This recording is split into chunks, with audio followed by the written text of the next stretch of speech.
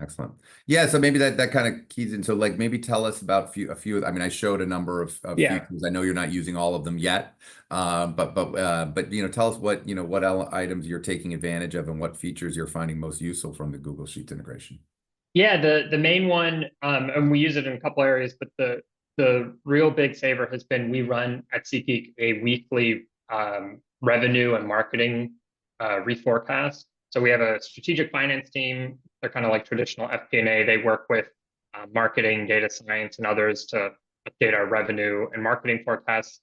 A lot of that data is being built out in Google Sheets, and it's coming from several places. There's kind of manual calculations going on, and we use DataBlend to basically set up areas in Google Sheets where the team can enter, updated SEM dollars for the month, maybe updated brand dollars, and then for revenue, we bring in data such as how many sales we think we're going to have for the Dallas Cowboys, which is one of our large clients.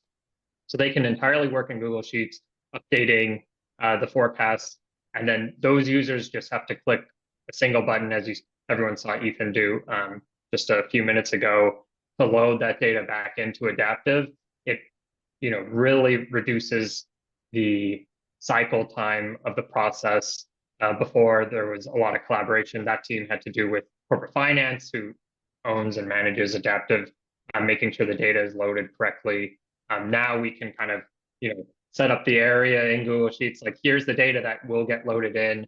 And then they also have some reports they can run that will just refresh in the background so they can confirm still in Google Sheets that everything has uploaded correctly. For the final, we put together a weekly deck so that all of that data gets presented weekly.